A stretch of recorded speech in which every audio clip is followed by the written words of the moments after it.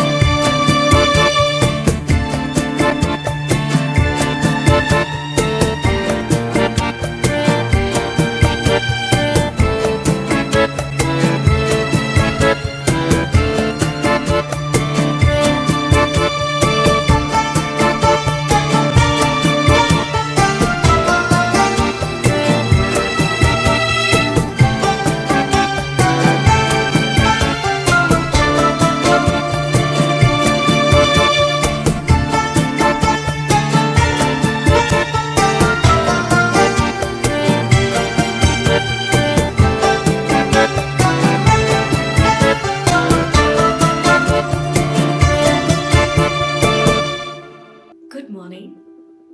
This is Junagadh.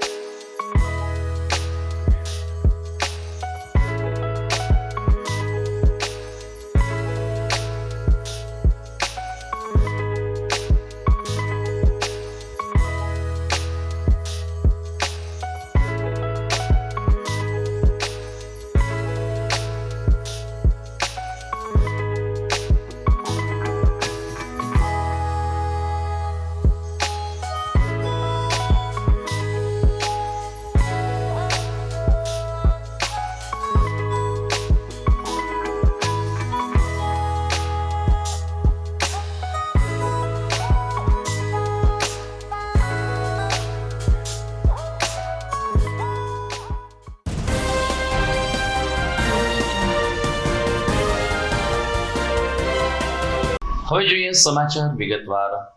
એક તરફ દેશના પ્રધાનમંત્રી નરેન્દ્ર મોદી લોકસભામાં પેટ્રોલ ડીઝલ અને ગેસ વિશે પોતાનું નિવેદન આપે છે, ત્યારે બીજી તરફ ગુજરાતમાં આજે સાંજે અચાનક જ પેટ્રોલ પંપ ઉપર વાહનોની લાંબી કતાર લાગી ગઈ હતી, જેનાથી રાજ્ય સરકાર પણ ચોંકી ઉઠી હતી.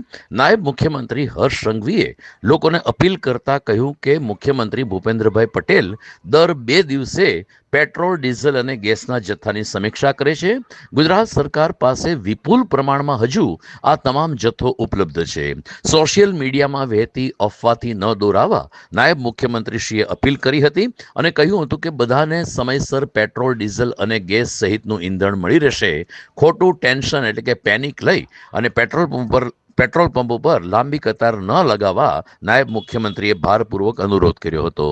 આમ નાગરિકોને વિનંતી છે કે કોઈ બી પ્રકારની પેટ્રોલ ડીઝલને લઈને સોશિયલ મીડિયા હોય કે વોટ્સએપના માધ્યમથી કે કોઈ બી ઓફિશિયલ જાણકારી વગર કોઈ બી પ્રકારની આ અફવાઓમાં આવીને ભાગદોડ કરવાની કોઈ બી પ્રકારની જરૂરિયાત નથી. રાજ્ય સરકાર અને ખાસ કરીને કેન્દ્ર સરકાર દ્વારા આ જથ્થાઓ અને સપ્લાય માટેનું ડેલી નિરીક્ષણ થાય છે અને રાજ્યને તમામ પેટ્રોલ પંપો પર પેટ્રોલ ડીઝલ માટે પૂરતી વ્યવસ્થાઓ પહોંચી વળે તે માટેની સંપૂર્ણ તૈયારીઓ બી છે. મારી રાજ્યના સૌ નાગરિકોને 2 હાથ જોડીને વિનંતી છે કે આ પ્રકારની વાતો કોઈનો બી વોટ્સએપ મેસેજ આવ્યો હોય ને સીધું જ આપણે બીજા લોકોને ફોરવર્ડ કરીએ. કોઈ બી પ્રકારની જાણકારી વગર સંપૂર્ણ માહિતી વગર પોસ્ટ મૂકીને આપણે આપણી જોડે જોડે હજારો લોકોને કારણ વગરના એમનો સમય વેડફીએ અને સાથે સાથે કોઈ બી પ્રકારે શહેરમાં કે રાજ્યમાં આ પ્રકારની ખોટી માહિતીઓ ફેલાવનાર લોકો પર બી આવનારા દિવસોમાં કડક પગલાં ભરવામાં આવશે. ખાસ કરીને વિનંતી છે કે કોઈ ચિંતા કરવાની આવશ્યકતા નથી. પેટ્રોલ ડીઝલ સંપૂર્ણપણે બધા જ પેટ્રોલ પંપ પર મળી રહે તે માટેની વ્યવસ્થાઓ અને ખાસ કરીને મુખ્યમંત્રી શ્રી બી દર 2 દિવસે એનો રિવ્યૂ લઈ રહ્યા છે અને ભારત સરકારમાંથી બી તમામ મંત્રાલયો આ બધા જ વિષયોમાં રેગ્યુલર રિવ્યૂ એમનું લઈ રહ્યા છે. આભાર. છેલ્લા 20 દિવસથી ઈરાક, અમેરિકા, ઇઝરાયલ વચ્ચે જે યુદ્ધ ચાલી રહ્યું છે તેના ધીરે ધીરે હવે સમગ્ર વિશ્વમાં પડઘા પડી રહ્યા છે. ખાસ કરીને જ્યાં સુધી ઈરાનનો સવાલ છે ત્યાં સુધી સમગ્ર વિશ્વમાં તેલ અને ગેસનો જથ્થો ઈરાન દ્વારા પૂરો પાડવામાં આવે છે. ત્યારે આજે વડાપ્રધાન નરેન્દ્ર મોદીએ લોકસભામાં ભારતમાં સંભવિત રીતે ગેસ અને પેટ્રોલની સ્થિતિ અંગે સમીક્ષા કરી હતી. લોકસભામાં સાંસદોને સંબોધતા વડાપ્રધાને કહ્યું કે હાલ પૂરતું તો ભારતને ખાસ કોઈ તકલીફ નથી, પરંતુ યુદ્ધ જો લાંબુ ચાલશે તો સંભવિત અસરને ધ્યાનમાં રાખીને સરકાર કેવી રીતે કામ કરે તે અંગે એક વિશેષ પ્લાન પણ ઘડી કાઢવામાં આવ્યો છે. લગભગ તો ભારતના કોઈ લોકોને તકલીફ નહીં પડે તેવી હૈયા ધારણાને આશ્વાસન પીએમ મોદીએ આપ્યું છે, પરંતુ તેમણે લોકસભામાં સ્વીકાર્યું છે કે વૈશ્વિક કટોકટી આવવાની પણ સંભાવના છે. યુદ્ધમાં સમાધાન થાય તે ખૂબ જ જરૂરી હોવાનું જણાવતા પીએમ મોદીએ લગભગ 45 મિનિટ સુધી તેલ અને ગેસ એટલે કે પેટ્રોલ અને ગેસ અંગે પોતાના વિચારો અને દેશની વ્યવસ્થા અંગે ચર્ચા કરી હતી. भारत में बड़ी मात्रा में कच्चा तेल, गैस और फर्टिलाइजर जैसी अनेक जरूरी चीजें हॉर्मुज स्ट्रेट के रास्ते से आती हैं. युद्ध के बाद से ही हॉर्मुज स्ट्रेट में जहाजों का आना जाना बहुत चुनौतीपूर्ण हो गया है. बावजूद इसके हमारी सरकार का ये प्रयास रहा है कि पेट्रोल, डीजल और गैस की सप्लाई बहुत ज्यादा प्रभावित न हो. देश के सामान्य परिवारों को परेशानी भी कम से कम हो, इस पर हमारा फोकस रहा है. हम सभी जानते हैं देश अपनी जरूरत की 60% एलपीजी आयात करता है. इसकी सप्लाई में अनिश्चितता के कारण सरकार ने एलपीजी के डोमेस्टिक उपयोग को प्राथमिकता दी है. साथ ही एलपीजी के देश में ही उत्पादन को भी बढ़ाया जा रहा है. पेट्रोल, डीजल की सप्लाई पूरे देश में सुचारू रूप से होती रहे, इस पर भी लगातार काम किया गया है. સમાચારમાં આગળ વાત કરીએ તો આગામી ચોમાસા પહેલા જળ સંચય અંગે રાજ્ય સરકાર અને કેન્દ્ર સરકાર સક્રિય બની છે. જુનાગઢની વાત કરીએ તો જુનાગઢમાં જૂના નાગરવાડામાં ઘણા બધા ભૂગર્ભ ટાંકાઓ આજે પણ લોકોને પીવાનું પાણીને વાપરવાનું પાણી પૂરું પાડી રહ્યા છે, પરંતુ સરકારે હવે દૂરંદેશી અપનાવીને વધુને વધુ જળ સંચય ભૂગર્ભ ટાંકા મારફત થાય તે દિશામાં આયોજન હાથ ધર્યા છે. આ અંગે સિંચાઈ વિભાગના કાર્યપાલક ઇજનેર MM પોચાએ કહ્યું કે સરકારી બિલ્ડિંગોમાં અગાસીમાં પડતું પાણી સીધું જ ભૂગર્ભમાં ઉતરે તે માટે આધુનિક પદ્ધતિથી પાઇપલાઇન નાખવાની અને અન્ય આનુષંગિક વ્યવસ્થા સરકાર દ્વારા હાથ ધરાઈ છે, જેમાં સિંચાઈ વિભાગ પાણી પુરવઠા બોર્ડનો પણ મહત્વનો ફાળો રહેશે. જૂનાગઢમાં જિલ્લા કલેક્ટર અનિલ કુમાર રાણાવસિયાના માર્ગદર્શન નીચે ચોમાસા પહેલા લગભગ સરકારી ભવનોમાં અને સાર્વજનિક ઇમારતોમાં ભૂગર્ભ જળ સંચય થાય તે દિશામાં સિંચાઈ વિભાગે સઘન કામગીરી કરી છે. બહુ જ ઓછા ખર્ચે આ કામગીરી થાય છે, ત્યારે શ્રી પાચાએ ઉમેર્યું કે માત્ર સરકારી બિલ્ડિંગો નહીં પરંતુ દરેક ઘરમાં અને દરેક એપાર્ટમેન્ટમાં પણ જો આ પ્રકારની સુવિધા ઊભી કરવામાં આવે તો આપણા ભૂગર્ભ જળ એટલે કે તળ ઊંચા આવશે અને ક્યારેય દુષ્કાળનો કે જળ સંકટનો સામનો કરવો નહીં પડે. આગામી ચોમાસા પહેલા મહત્તમ કામગીરી કરવામાં આવશે તેવો વિશ્વાસ સિંચાઈ વિભાગના કાર્યપાલક ઇજનેરે વ્યક્ત કર્યો હતો. હું કાર્યપાલક ઇજનેર જૂનાગઢ સિંચાઈ યોજના વિભાગ. સરકારની તથા જૂનાગઢ જિલ્લાના વહીવટી તંત્રની સંયુક્ત કામગીરી હેઠળ પાણી જે વરસાદી છે એ વહી ના જાય તથા દુનિયામાં ઘણું બધું પાણી ઉપલબ્ધ છે, પરંતુ એમાંથી પીવાનું પાણી ખૂબ જૂજ માત્રામાં ઉપલબ્ધ છે. એમાં પણ જે વરસાદી પાણીની ગુણવત્તા જોઈએ તો એ પીવા માટે ઉત્તમ માની શકાય એવી છે. એનું સ્ટોરેજ રહે તથા એ બગાડમાં ના જાય એ માટે થઈને વહીવટી તંત્ર દ્વારા ઘણા બધા પ્રયત્નો કરવામાં આવ્યા છે. જે અન્વયે કેચ ધ રેઇન જેવા પ્રયત્નો છે સરકારશ્રી દ્વારા લેવામાં આવ્યા છે. ઉપરાંત જળ સંચયથી જન ભાગીદારી જેવા પ્રયત્નો છે, જે અન્વયે જૂનાગઢ જિલ્લા અને વહીવટી તંત્ર દ્વારા ઘણા બધા વખાણી શકાય કામગીરી કરવામાં આવી છે. જેમ કે જિલ્લા શિક્ષણ તંત્રના વિવિધ 352 જેટલા બિલ્ડિંગ્સ છે, એના અંદર રૂફટોપ હાર્વેસ્ટિંગ તથા ભૂગર્ભ જળ સંચય માટેના થઈને ટાંકા વગેરે બનાવવામાં આવ્યા છે.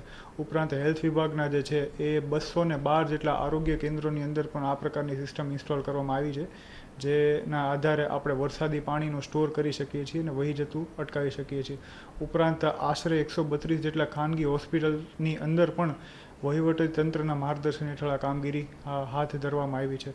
ઉપરાંત આપણે જોઈએ તો 1999 જેટલા તાલુકા કેન્દ્રોની અંદર વિવિધ બિલ્ડિંગો પંચાયતોના જે છે એના અંદર પણ આ પ્રકારે જળ સંચયની કામગીરી કેચ ધ રેઇન તથા જળ સંચયથી જનભાગીદારી અંતર્ગત હાથ ધરવામાં આવી છે.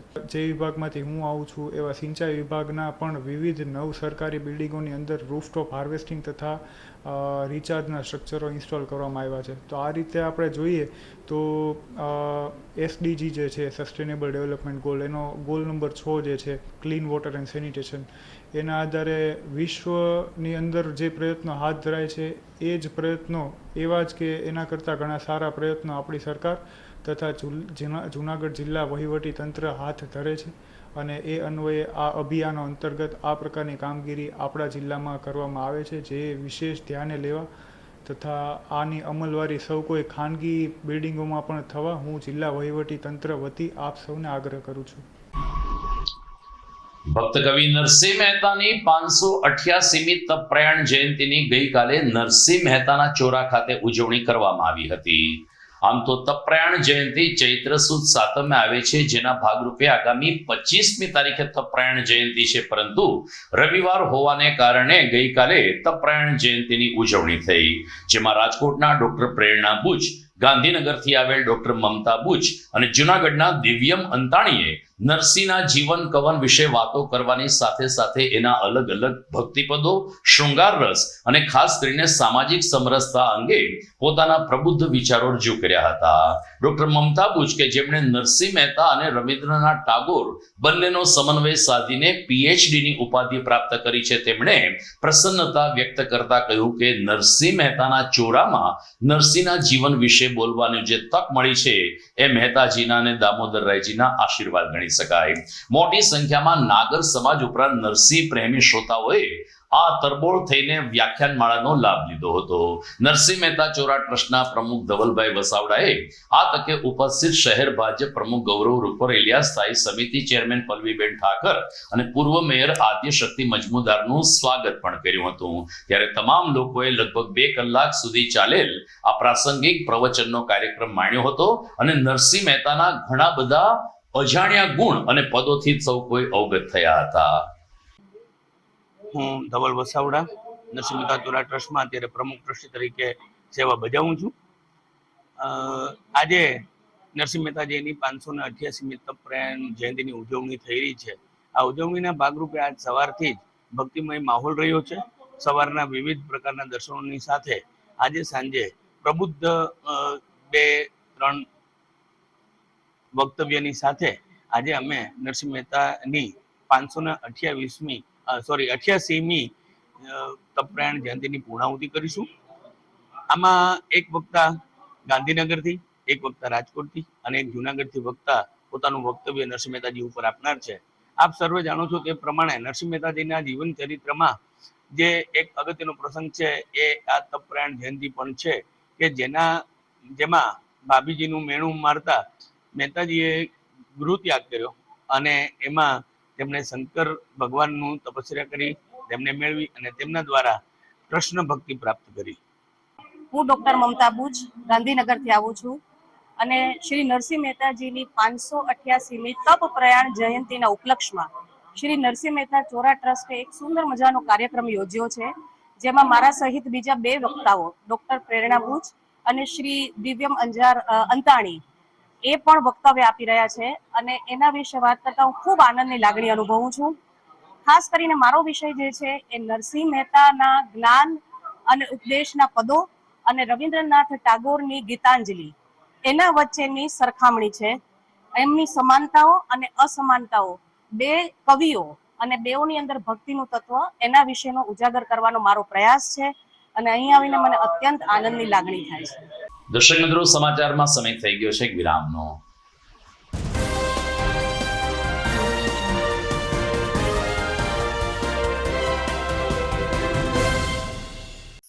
અભિનંદન વેવાઈ, એ આજનો દિવસ આપણા માટે ખૂબ શુભ છે, કેમ કે તમારી દીકરી નિશા અને મારા દીકરા સંજુના લગ્નની તારીખ નક્કી થઈ ગઈ ને. હાજી હાજી પપ્પા, લગ્નની તારીખ તો નક્કી થઈ ગઈ, પણ લગ્ન માટેની જ્વેલરીઓ? સંજુ બેટા, તારા દાદાજીના વખતથી ચોકસી હીરાલાલ મકનજીની જૂની પેઢી છે ને, એની સાથે આપણો વર્ષો જૂનો ઘરોબો છે, જે અત્યારે જય ભવાની જ્વેલર્સના નામે ફેમસ છે બેટા.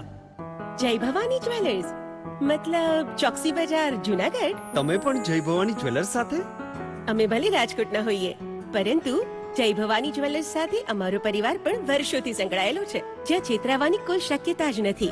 આને કહેવાય સોનામાં સુગંધ ભળી. વાવ બેટા, ચાલો આપણે સૌ જઈએ જય ભવાની જ્વેલર્સના શોરૂમ પર. તમે લોકો જઈ આવો, હું રસોઈ બનાવી રાખું. લક્ષ્મી, આપણા દીકરાના લગ્નમાં થોડા દાગીના તારા માટે થઈ જાય હે? ચાલો મમ્મી. ચાલો ચાલ બેટા.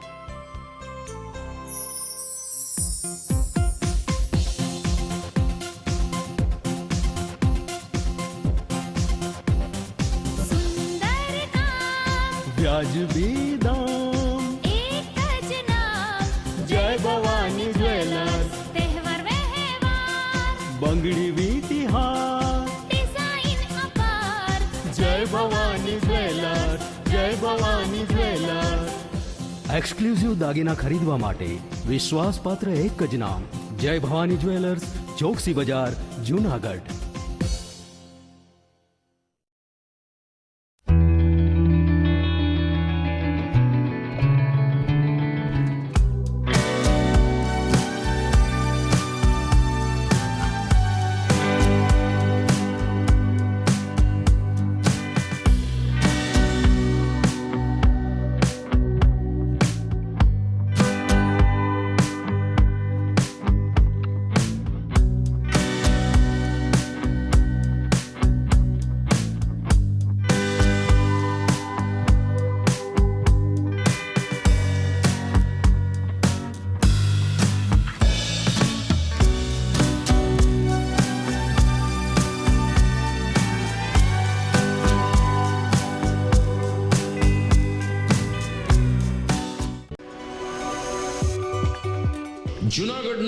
યુવા ક્રિકેટ પ્રેમીઓ માટે આનંદના સમાચાર. જૂનાગઢમાં સૌ પ્રથમ વખત શરૂ થઈ ચૂક્યું છે box cricket. The Fun Leo Resorts and ક્લબના ભવ્ય ટેરેસ ઉપર બોક્સ ક્રિકેટ.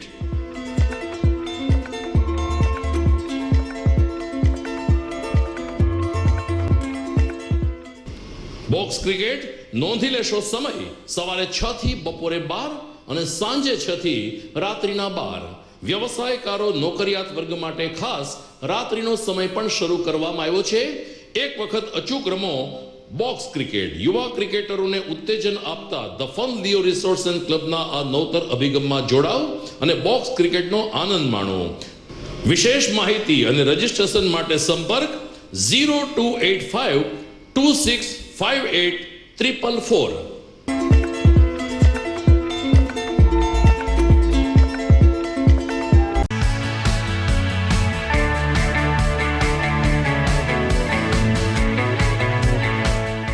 છે ને એકદમ જોરદાર ફૂલેલા દડા જેવી પૂરી અને ચટપટું ઘર જેવું જ શાક. આજે તમને મુલાકાત કરાવું ઝાંઝરડા રોડ ઉપર આવેલી મોડર્ન પૂરી શાકની. અહીંયા સવારમાં 9 થી લઈને સાંજે 10 વાગ્યા સુધી એકદમ એવન ટેસ્ટમાં લોકોને પ્રેમથી પૂરી શાક ખવડાવવામાં આવે છે. શાકમાં તમને 3 ઓપ્શન મળી રહેશે, તેમજ દરરોજ અલગ અલગ ઓપ્શન હશે અને જોડે જોડે તમારી સામે જ લાઈવ ગરમા ગરમ ફૂલેલા દડા જેવી પૂરી તમારી ડીશમાં આવે પછી જીભ થોડી હાથ મારીએ બોસ. જોડે પાપડ, સલાડ, છાશ, દહીં, શ્રીખંડ પણ મળી જશે. તેમજ શિયાળાના લીધે ઓળો અને રોટલો પણ અહીં મળી જશે. તો પછી બોસ જરૂરથી પહોંચી જ જજો.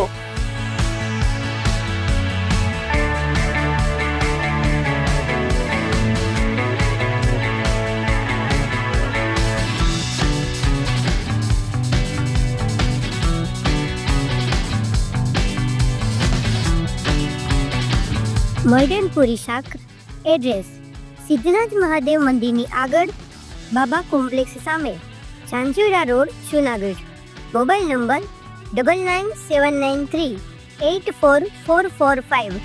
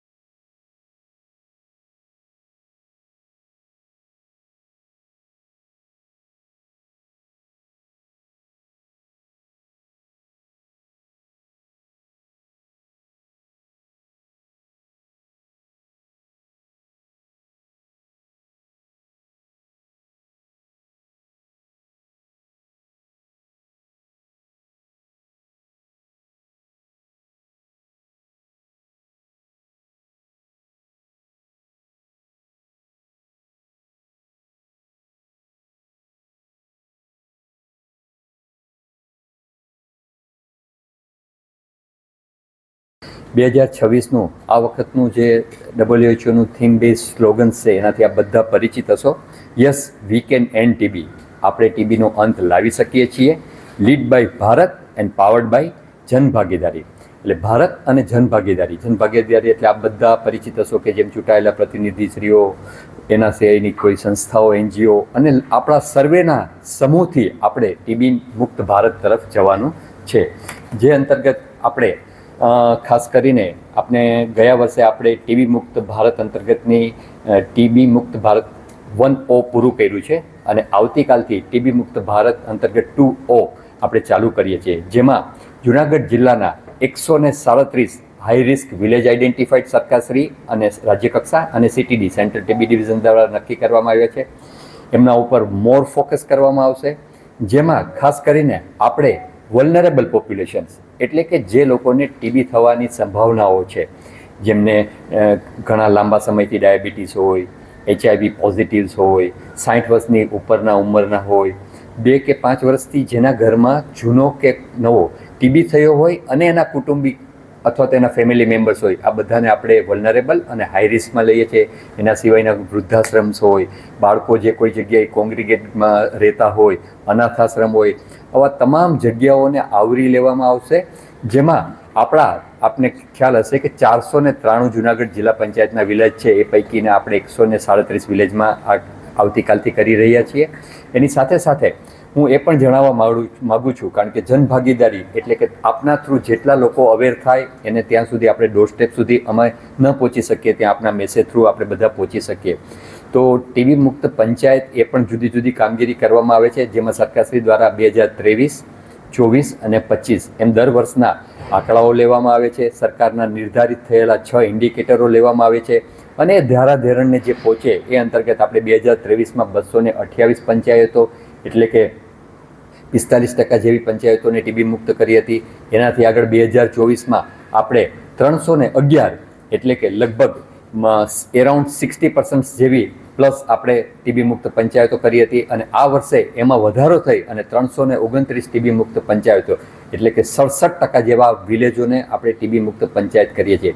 એટલે આપણા જે વિલેજો લે તો દર 3માંથી 2 છે એ આપણે એ તરફ જઈ રહ્યા છીએ.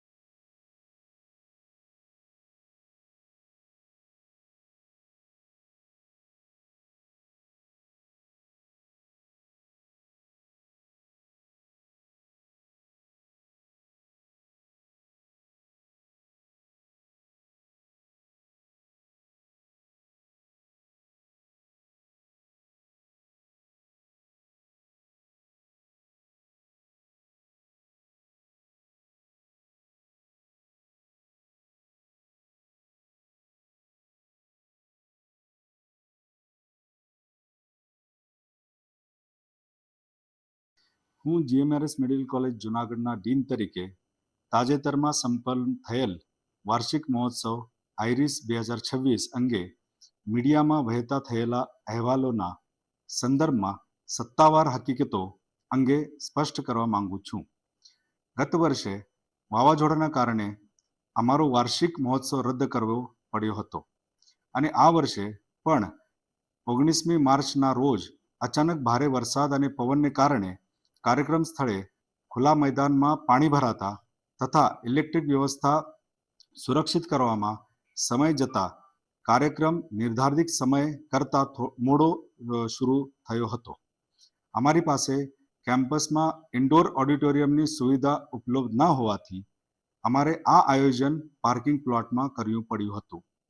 નેશનલ મેડિકલ કમિશન અને માનનીય સુપ્રીમ કોર્ટના માર્ગદર્શિકા મુજબ મેડિકલ વિદ્યાર્થીઓના માનસિક સ્વાસ્થ્ય માટે કેમ્પસને તણાવમુક્ત રાખવા સાંસ્કૃતિક પ્રવૃત્તિઓ અનિવાર્ય છે અને હું તેના અમલીકરણ માટે કટિબદ્ધ છું. આઈરિસ 2026 એ વિદ્યાર્થીઓના સર્વાંગી વિકાસ માટે આયોજિત નાટક, લોકગીત અને વાદ્ય સંગીત જેવો એક શિસ્તબદ્ધ કાર્યક્રમ હતો. વર્ષ 2015થી યોજાતા આ મહોત્સવમાં અમે હંમેશા દર્દીઓની શાંતિનું ધ્યાન રાખીએ છીએ અને આ વખતે પણ મેં અવાજનું સ્તર નીચું રાખી સાઉન્ડની દિશા હોસ્પિટલથી વિરુદ્ધ રખાવી હતી, જેથી કોઈ પણ દર્દીને હાલાકી પડી નથી, જેની પુષ્ટિ મને હોસ્પિટલ પ્રશાસન દ્વારા પણ કરવામાં આવી છે. વધુમાં મેં રૂબરૂ હોસ્પિટલની મુલાકાત લઈ જાત તપાસ કરી હતી, પરંતુ દર્દીઓના વોર્ડ સુધી આવો કોઈ અવાજ પહોંચેલો હતો નહીં. તેમ છતાં ઘટનાની ગંભીરતાને ધ્યાને લઈ ગઈકાલે રવિવારની રજા હોવા છતાં મેં રૂબરૂ ફેકલ્ટી અને સ્ટુડન્ટ કલ્ચરલ કમિટીની તાકીદની બેઠક બોલાવી હતી. સમય મર્યાદાના ભંગ બદલ મેં મારી ગંભીર નારાજગી વ્યક્ત કરી છે અને જવાબદાર વિદ્યાર્થી સમિતિને લેખિતમાં યાદી આપી અને ભવિષ્ય માટે અંતિમ ચેતવણી આપી છે. હું પરમાર તન્મય, તબીબી વિદ્યાર્થી, જીએમઆરએસ મેડિકલ કોલેજ જુનાગઢની અંદર 3જા વર્ષની અંદર અભ્યાસ કરું છું. એમબીબીએસ એક આખા વર્લ્ડનો સૌથી અઘરો કોર્સ છે. અત્યારે કેજીથી લઈ અને સ્નાતક સુધીના બધા જ કોર્સની અંદર દર વર્ષે વર્ષાંતે આવા સાંસ્કૃતિક કાર્યક્રમોનું આયોજન કરવામાં આવે જ છે. તો એમબીબીએસની અંદર તો ઘણા બધા સ્ટ્રેસ અને એન્ઝાયટી જેવા માનસિક પ્રોબ્લેમો રહેલા હોય છે. આ માનસિક સ્વાસ્થ્યની જાળવણી માટે દર વર્ષે અમારી કોલેજની અંદર વર્ષાંતે સાંસ્કૃતિક કાર્યક્રમોનું આયોજન કરવામાં આવે છે. ગત વર્ષે જૂન મહિનાની અંદર પણ આ કાર્યક્રમનું આયોજન કરવામાં આવેલ હતું, પરંતુ તે કાર્યક્રમમાં વાવાઝોડા અને વરસાદના કારણે તે કાર્યક્રમ ત્યારે મોકૂફ રાખવામાં આવેલો હતો. તે કાર્યક્રમ હાલ આ વર્ષે માર્ચ મહિનાની અંદર ઉજવવામાં આવેલો હતો, પરંતુ તે દિવસે પણ વાવાઝોડા અને વરસાદના લીધે તે કાર્યક્રમની અંદર મેદાનની અંદર પાણી ભરાઈ જતા તેની સાફ સફાઈમાં થોડું મોડું થયું હતું. તેના કારણે કાર્યક્રમને પૂર્ણ કરવામાં પણ થોડી વાર લાગી હતી. આ કાર્યક્રમની અંદર અવાજ મર્યાદા એકદમ સીમિત રાખવામાં આવી હતી અને હોસ્પિટલ, અમે લોકો તબીબી વિદ્યાર્થીઓ છીએ, તો આ બાબતને ધ્યાનમાં લઈ અને હોસ્પિટલની અંદર દર્દીઓને તેમજ તેમના સગા વહાલાઓને કોઈ પણ જાતની કઈ અડચણ કે મુશ્કેલી ન પડે તે બાબતનું અમે પહેલેથી જ ખાસ ધ્યાન રાખવામાં આવેલું હતું અને સાઉન્ડ સિસ્ટમનો અવાજ પણ સાવ ઓછો રાખવામાં આવેલો હતો. અને દર્દીઓની સારવારમાં પણ કોઈ પણ જાતની કઈ મુશ્કેલી ન પડે તેની પણ અમે ખાસ કાળજી રાખવામાં આવેલી હતી. આ કાર્યક્રમ 2015 થી લઈ અને દર વર્ષે અમારી કોલેજની અંદર ઉજવવામાં આવે જ છે. આ સાંસ્કૃતિક કાર્યક્રમમાં માત્ર ડીજે જ નહીં, પરંતુ મહેંદી, રંગોળી, ચિત્રકામ સ્પર્ધા, લીંબુ ચમચી, કોથળા દોડ, ત્રિપગી રેસ તેમજ નૃત્ય જેવા અનેક સાંસ્કૃતિક કાર્યક્રમો રાખવામાં આવેલા હતા. અને અમારી કોલેજની અંદર ઓડિટોરિયમ કે બીજી એવી અન્ય કોઈ પણ વ્યવસ્થા ન હોવાથી અમે લોકોએ કોલેજ પાર્કિંગની અંદર આ કાર્યક્રમ રાખવામાં આવેલો હતો. અને હવેથી ભવિષ્યની અંદર પણ આવા કાર્યક્રમોમાં કોઈ પણ નિયત સમય જ પૂર્ણ થશે અને કોઈ પણ મુશ્કેલી ન પડે તેનું અમે લોકો ખાસ ધ્યાન રાખીશું.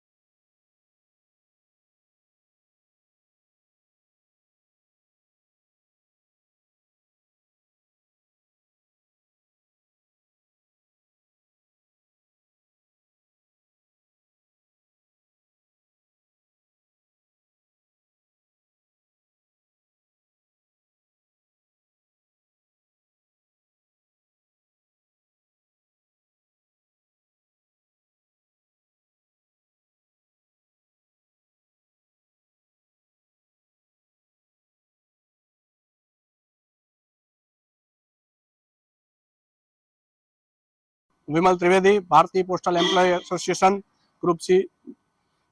આજરોજ જુનાગઢ ખાતે Bharatiya postal employ association group C નું સર્કલ કોન્ફરન્સ એટલે કે આખા ગુજરાત રાજ્યની એક મીટિંગ યોજાઈ હતી, જેની અંદર સમગ્ર ગુજરાતમાંથી બધા કર્મચારીઓ હાજર રહ્યા હતા. આ મીટિંગની અંદર ભારતીય મજદૂર સંઘના રાષ્ટ્રીય પદાધિકારીશ્રીઓ, સર્કલના પદાધિકારીશ્રીઓ તથા ગુજરાતના વિવિધ ક્ષેત્રોમાંથી અગ્રણીઓ ઉપસ્થિત રહ્યા હતા. સાથે જ આની અંદર chief postmaster general Gujarat circle તથા postmaster general Rajkot region પણ વિશેષ ઉપસ્થિતિ રાખી હતી.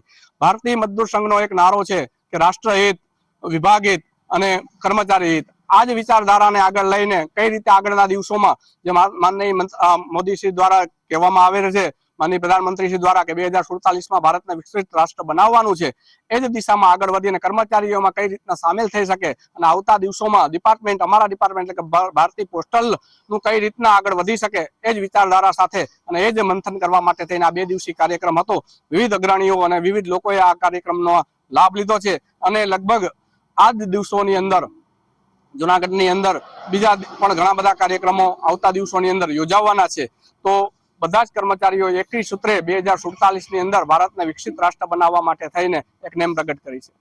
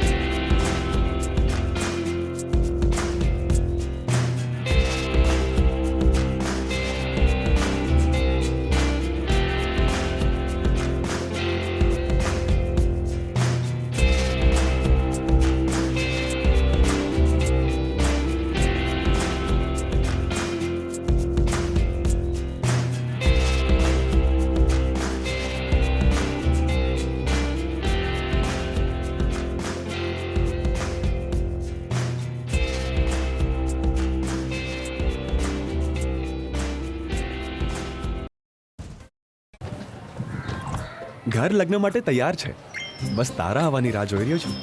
નવું ફર્નિચર, નવું ટીવી, નવો કેબલ. કેબલ?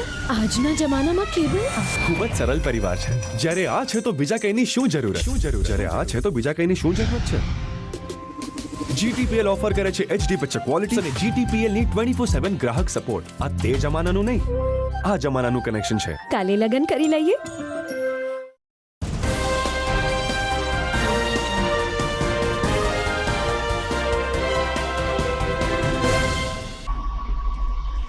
વિરામ બાદ આપનું સ્વાગત છે. ચૈત્રી માસ ભાગવત કથા કરવા માટે કે કોઈ પણ ધાર્મિક કાર્યક્રમ કરવા માટે ખૂબ જ પવિત્ર અને જાણીતો મનાય છે. ત્યારે ગિરનાર રોડ ઉપર આવેલ ગાયત્રી શક્તિપીઠ ખાતે 19મી તારીખથી ભાગવત સપ્તાહ જ્ઞાન યજ્ઞનો પ્રારંભ થયો છે. શક્તિ ચેરિટેબલ ટ્રસ્ટ દ્વારા દર વર્ષે ગરીબ અને જરૂરિયાતમંદ દીકરીઓના સમૂહ લગ્ન કરાવવામાં આવે છે. આ સમૂહ લગ્નના લાભાર્થે આ ભાગવત કથા યોજાઈ રહી હોવાનું સંયોજક આશીષ રાવલ અને નિવૃત્ત પોલીસ કર્મચારી રાજુભાઈ વ્યાસે જણાવ્યું હતું.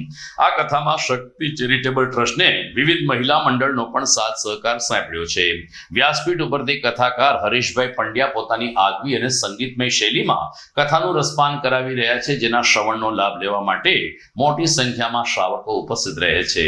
કથા દરમિયાન વિવિધ પ્રસંગોનું નિરૂપણ પણ સચોટ રીતે કરવામાં આવે છે, જેને કારણે કથા મંડપમાં એક કૃષ્ણ ભાવ અને ગોપી ભાવનો સમન્વય સર્જાય છે. મહિલાઓએ ગોપી ભાવે શક્તિ ચેરિટેબલ ટ્રસ્ટના આ સ્તુત્ય કાર્યને બિરદાવ્યું હતું અને આવનાર સમૂહ લગ્નમાં તમામ નવદંપતીઓ પોતાના સંસારનો પ્રારંભ થવા જઈ રહ્યો છે, જેમને આશીર્વાદ મળે તેવો સૂર વ્યક્ત કર્યો હતો. મારું નામ રાજેશ્રીબેન વૈયાટા. શક્તિ પીઠ ઉપર ભાગવત સપ્તાહનું આયોજન થયેલું છે શક્તિ ચેરિટેબલ ટ્રસ્ટ વાળાથી, જે નિરાધાર દીકરીઓના સમૂહ લગ્નના લાભાર્થે અમારા અહીંયા શાસ્ત્રીજી છે પંકજભાઈ જોશી, તે સરસ વાણી બોલી રહ્યા છે અને બધાય પ્રસંગો સારી રીતે ઉજવાય છે. અને આશીષભાઈ રાવલ, પછી રાજુભાઈ વ્યાસ, બધા અમને સાથ સહકાર દઈ રહ્યા છે. અમારા ગોપી મંડળ, બિલેશ્વર મંડળ, યોગેશ્વર મંડળ અને શક્તિ ચેરિટેબલ ટ્રસ્ટ વાળા તરફથી આ સપ્તાહનું આયોજન કરેલ છે. દીપ્તિબેન ભટ્ટ બોલું છું. ગાયત્રી શક્તિપીઠ ખાતે ભાગવત કથાનું આયોજન કરેલ છે. આજે ભાગવત કથાનો ચોથો દિવસ છે અને શક્તિ ચેરિટેબલ ટ્રસ્ટ ની દીકરીઓ માટે એના લાભાર્થે ભાગવત કથાનું આયોજન કરેલ છે અને બિલેશ્વર મંડળ, યોગેશ્વર મંડળ, ગોપી મંડળ, બધા મંડળો ભેગા થઈને અમે આયોજન કર્યું છે અને આજે ચોથો દિવસ છે. રાણા કંડોણાના પંકજભાઈ જોશી કથાકાર ભાગવત કથાનું અમને રસપાન કરાવે છે અને રોજે રોજ બધા પ્રસંગો અમે ઉજવીએ છીએ. ભગવાન ઋષભદેવ ત્યાં પધાર્યા છે. ઋષભ એટલે સર્વથી શ્રેષ્ઠ પધાર્યા છે. એક વખત છે એ ઋષભદેવે છે એના રાજ્યમાં ઇન્દ્રએ વિચાર કર્યો છે કે મારી દીકરીના જયંતીના લગ્ન એમની સાથે કરવા મૃત્યુની પરીક્ષા કરી કે વરસાદ ન વરસાયો. ઋષભદેવ ભગવાને પોતાના યોગ દ્વારા વરસાદ છે વરસાયો એટલે ઇન્દ્રને એમ થયું કે મૃત્યુ બરાબર છે, એટલે એમની દીકરી જે યોગ હોય ને, ઋષભદેવ જયંતીના યોગના લગ્ન થયા, એમને ત્યાં પણ 100 પુત્ર થયા. એમણે પણ ઋષભદેવ ભગવાને અંતે ગૃહસ્થાશ્રમનો સ્વીકાર કર્યો છે. બતાવ્યું છે કે ગૃહસ્થાશ્રમ છે એ બંધન નથી.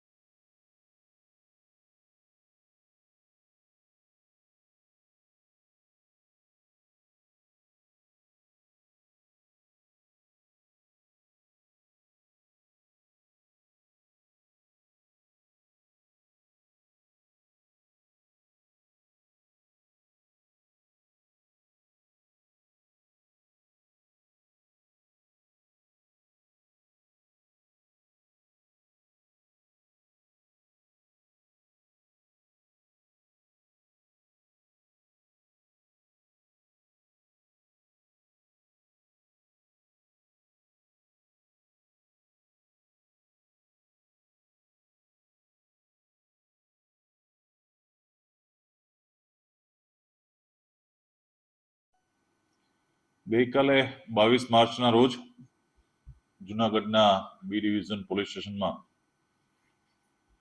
જોશીપરામાં રહેતા જયસુખભાઈ ડાયાભાઈ રૂપાપરા જે એમના પરિવાર સાથે વધાવી ગામે હવનમાં ગયેલ, એ દરમિયાન દિવસ દરમિયાન એમના મકાનમાંથી સોના ચાંદીના દાગીના અને રોકડ એમ 5,80,000 જેટલી રકમની કુલ ચોરી થયેલ. એ અંગે ગઈકાલે બી ડિવિઝન પોલીસ સ્ટેશનમાં ગુનો નોંધવામાં આવેલ. ફરિયાદીનું વિશેષ નિવેદન લેતા ફરિયાદીએ જણાવેલ કે એ સિવાય પણ બીજા રોકડ એમની ગયેલી છે, એ અંદાજે 2 લાખ જેવી હતી, એ પણ નોંધ્યું.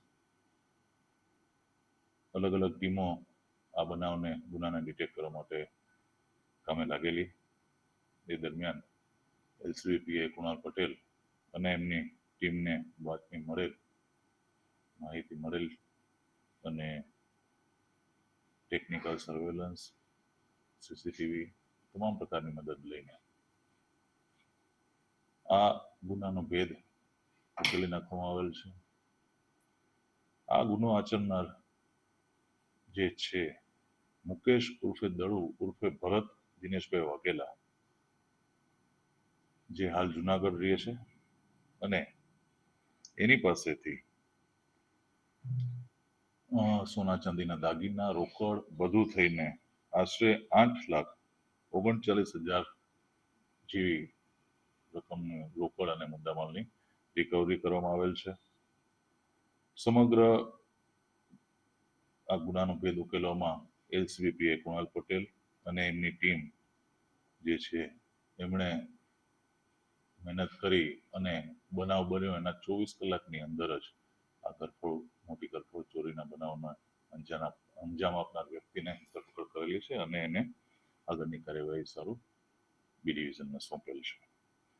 આ જે આરોપી છે એના ગુનાઓમાં તપાસ કરતા અત્યાર સુધીમાં એનો અલગ અલગ જગ્યાએ ગુનાહિત ઇતિહાસ જોતા એના વિરુદ્ધમાં 12 જેટલા ગુના દાખલ થયેલ છે, જે ચોરીના છે. જેમાં જુનાગઢ જિલ્લામાં અલગ અલગ પોલીસ સ્ટેશનોમાં 4 ગુના, એ જ રીતના ભાવનગર જિલ્લામાં 3 ગુના અને અમરેલી જિલ્લામાં પણ 5 ગુના દાખલ થયેલ છે.